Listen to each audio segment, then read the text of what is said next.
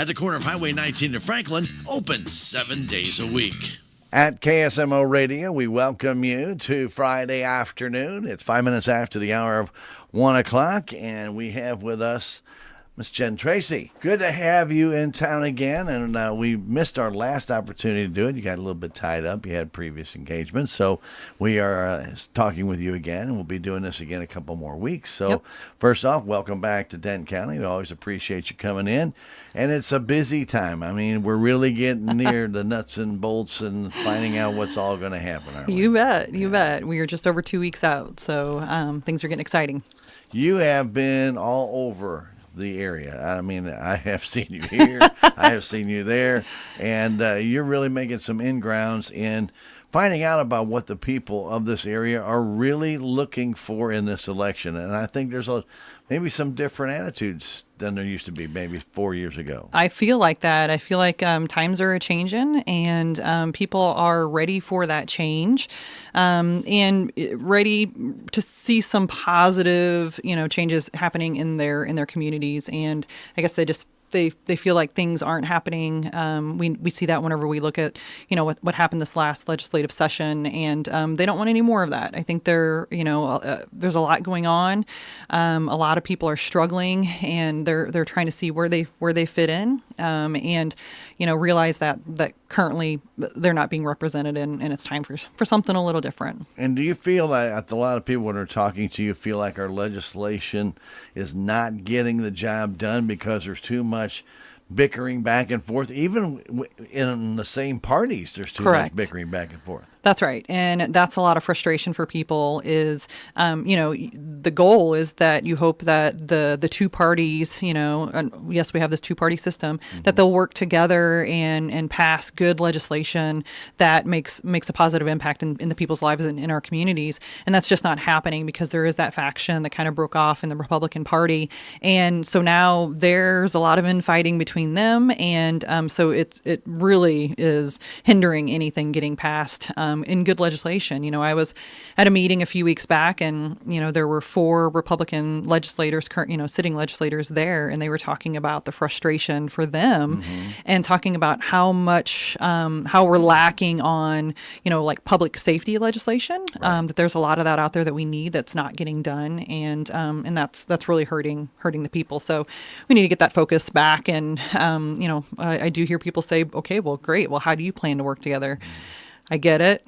I may feel like I'm beating my head against the wall at first, but, we do it in everyday life. Most of us do, right? Either at work or in, volunteer boards and things like that. We work together and we figure out how to make that happen for our communities. And I'm just going to do the best I can with this charming personality that I have. Especially in those volunteer boards. I mean, it is difficult.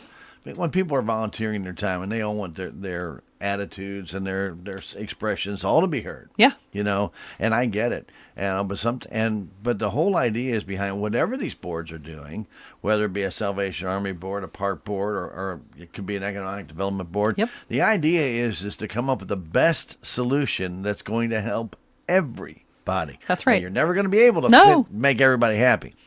But if you can make that solution, and that should be hearing everybody. That should be hearing Republicans, Democrats, Independents, Libertarians, whoever is there. Hey, what do you got to add to this legislation so we can try and address the entire thing? That's exactly just right. Somebody's perception of That's this, right. It's one person's point of view, and we need to make sure that those, as you indicated, kind of those voices are being heard. And as I've been talking to people here, as you mentioned earlier, we're getting the final countdown here. I've had prominent business owners in the communities come up to me, lifelong Republicans, friends, neighbors, telling me that they're voting for me because they're seeing how much work, I have been investing in this campaign, and they know that I'll continue that same energy once I'm elected because, they've seen me in a professional capacity, they've seen me in volunteer capacity, and they know that I'm at 100%, 100 miles an hour in all of those capacities. So they know that that's my nature, and that's how I'm going to continue to do it. So, they know I'm dedicated to this work, and my focus is not these these silly issues about, transgender kid playing high school sports or something like that. It's much bigger, like, lack of childcare options. I was in a meeting the other day, and they were talking about how now we have such lack of childcare options, affordable childcare options, that now it is a workforce development issue. It is. Because these parents can't afford childcare or can't find childcare, especially under the age of 2 in these childcare deserts where we live. And so they can't work if they can't find affordable, childcare. So then it's hurting our workforce development. And so that's a huge issue. The lack of affordable housing or housing in general, and the fact that we have 13,000 children in the Missouri foster care system, underpaid teachers, failing infrastructure, no broadband internet or terrible cell phone service. It's like all of these things. These are what we should be focusing on. All of this other nonsense that's just kind of background noise that people are kind of making and putting at the forefront. We got to stop, because it's like they're dangling this carrot in front of us saying, you need to be focusing on this when all the rest of our state is falling apart. And that's truly what we need to be working on, because there are so many people hurting right now. And that's what we need to be. And the state kind of did this with the child care regulation, because they made them so difficult for people to stay open who were offering child care for 4 or 5 people in their home. And then now you have to have this, you have to have this, you have to have this.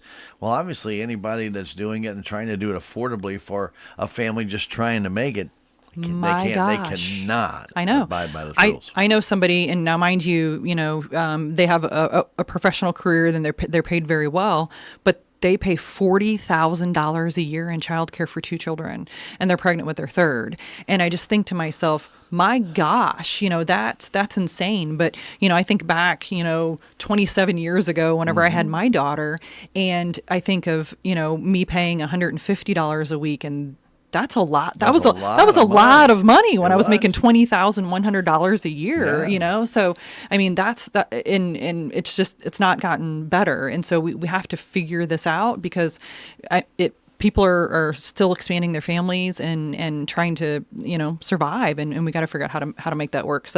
But as far as the campaign goes, we have had fantastic support. We've raised, probably today, if I would check, probably about just over $40,000, which is more than double my opponent. And so like I said, nobody can say that we're not putting in the work, and I'm not out there doing all the things that I possibly can. But this is exactly what you said you were going to do when you first got on this wagon. You didn't say, "Hey, I'm on the wagon. I'm on this political wagon. Vote for me. Here I am," and then that's it. Right. And then we never hear from you again. You have been involved not only in local issues. I mean, here in Denton County, Crawford County, you went to the state fair. You volunteered to do stuff there, and even in your own community in Bourbon, you are still very active there too. So it's not like I'm dedicating all my time to this election. You still have your personal obligations that you're still living up to, as well as giving a lot of people in this community who did not know you at all a chance to meet you, greet with you, talk with you, express attitudes and ideas with you, expressions. That is just it, and you can change people's impressions about parties and everything else. Who cares about the party? Get the job done. You bet. And that's what it's all about. Yeah, remove that whole party stigma, and you have to vote for the person. And I was visiting with some people before I came here, and one of the gentlemen, he said exactly that. He said, first of all, he wanted to vocalize his absolute disdain for the primary system, which I wholeheartedly agree. I do not like that you have to declare a party, because it's very challenging, and so that needs to be changed. And I have that as proposed legislation. But he wants to vote for the person, and he took the opportunity to meet with me today and talk with me and understand my views and my stance on things. And we talked a few things. Did we agree on absolutely everything? Of course not. You don't even do that with your spouse, right? So you can't expect that from your legislator, and to try to expect that from your legislator is kind of silly. So you got to look at it as a whole and say, okay, but you know what? I believe that this person, for the most part, is going to get the job done and really cares and is going to work for the best of my interest. Your education level of now Denton County my gosh, has quadrupled, if not more, exceeded that, because you really didn't know. I mean, everybody says, well, you're in Bourbon, Crawford County, Dane County. They're all the same. No. Not even close. Isn't that correct? Crawford County, we have I-44, right? We're a whole different town. I-44 runs through there, and it is different. Every single community is different, and you actually have to take the time to get to know the people in that community. Right. So before I decided to run, for this position, I have friends down here in Dent County in the Salem area. Sure. And so I have been down here, but obviously now I've spent more time. But like I said, in these communities and getting to know these people, and they are very different, and it takes, you have to care enough and be driven enough to want to know about those people, about their communities, and what impacts them, and what's best for them. And not only the priorities of the different counties, but the priorities of the different age groups in those counties. You bet. Yeah, and I'm sure you have heard from all those different age Correct. groups, haven't you? Absolutely. So I've talked to, people who, are just now eligible to vote, all the way to people up in their 90s plus, and it's not just voters, right? Mm-hmm. You're representing everybody in the county. So it doesn't matter if just they're a registered voter. You're not just going to focus your time on them. It's everybody. When you have 37,000 people or whatever it is within the district, they all matter. And so it takes that drive, and like I said, that desire to actually want to know about these people. Are all conversations warm and fuzzy and uplifting and everything's great? No. I mean, you whenever you're talking to somebody, you hear some of these really hard, challenging things that these people deal with that you couldn't imagine, right? And it's heavy, and then you get to carry that heaviness, but you also get to say, okay, how can I make it better? That's it. How can I change this for this person so it's not so heavy for them? That's exactly right, because there might be a way that you can ease that a little bit. So, yeah. You at a commissioner meeting here recently, you commended Dent County Clerk Angie Curley and her office for putting out a Facebook page that explained the ballot. Can you explain what Yes. How important that is to the voters out there? It's fantastic. So I absolutely want to commend your county clerk, Angie Curley. She's been doing an excellent job sharing information, and this is a new Facebook page that they started, Dent County Clerk, maybe I can't remember the exact name of the page, but look it up, y'all. You'll find it, or call their office and they'll direct you to it. But she has been fantastic at reminding people that early voting was open. First, you do have absentee voting if you have a valid excuse. Yep, exactly. Right, so that's open right now. Tuesday it becomes non-excuse. It does. Yeah. So then October 22nd on Tuesday, that is when the early in-person no excuse voting opens.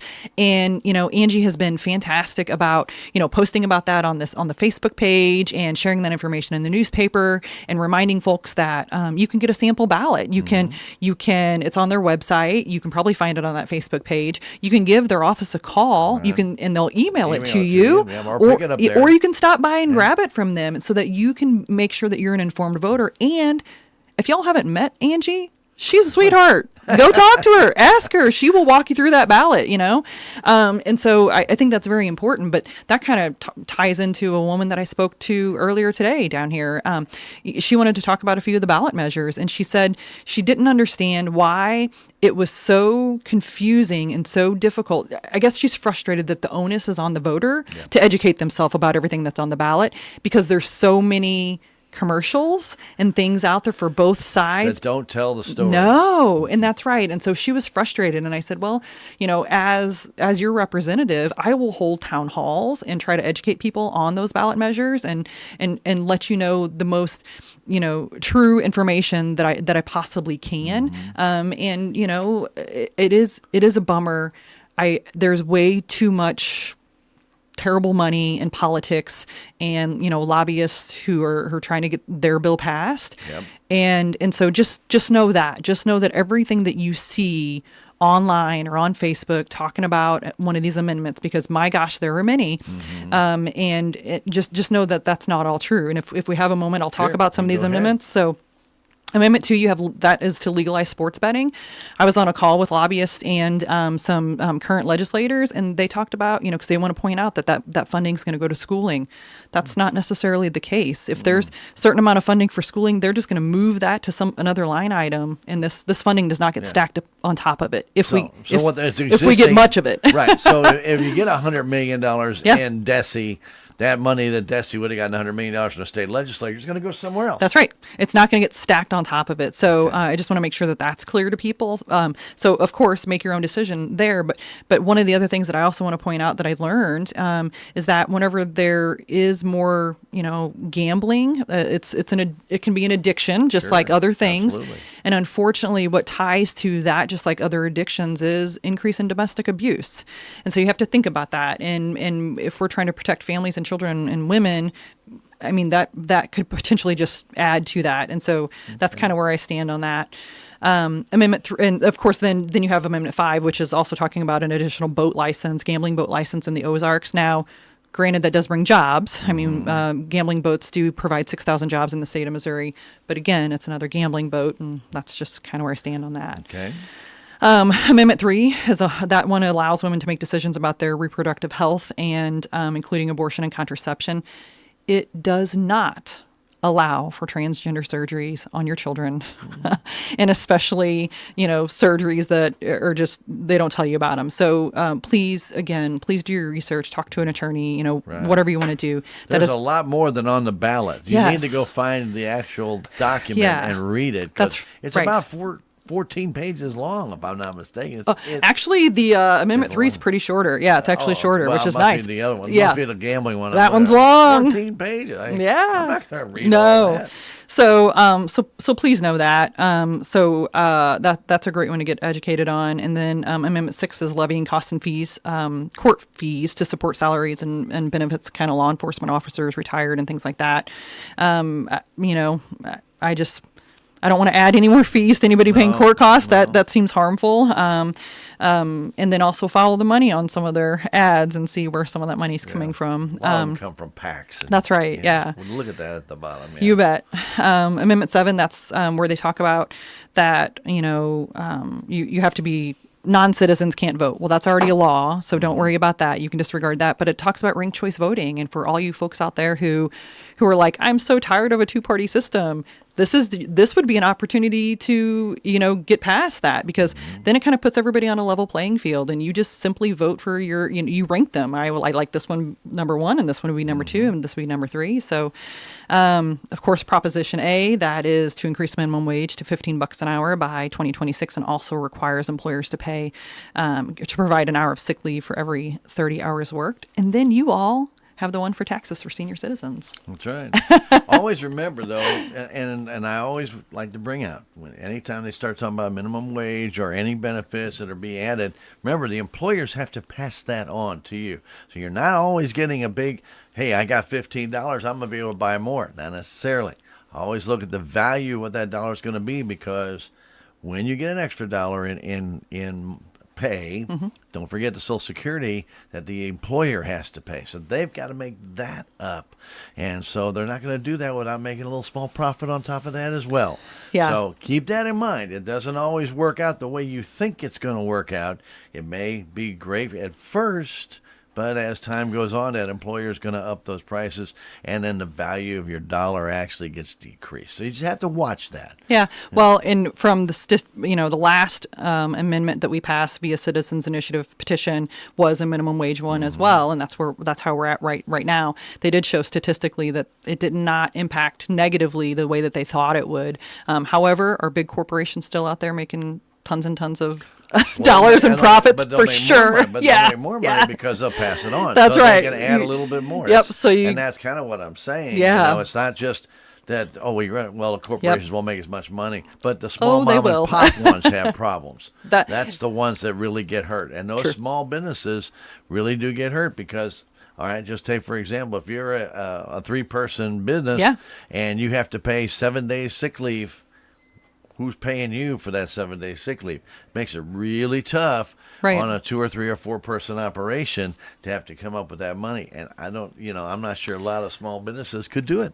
Yeah, it's a challenge on both sides, because you think about that family who, do I take off and take care of my kid, or who's sick at home, or do I go to work and not lose my job? So it is absolutely a give and take, and it's challenging. And so just do your research. Oh my like gosh, absolutely. And I get I'm it. not trying to scare anybody away from No. one way or the Say, other, yeah. But everybody needs to know the facts. They do, and I understand that it's challenging. Like the woman I talked to earlier, she's like, "How do I find just the true information?"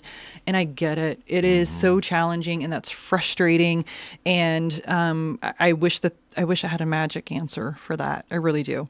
So talk to people that you trust, talk to people who are educated in these particular areas and see what they say. Talk to your local doctor's office about Amendment 3 or whatever, or, just reach out to people and people you trust.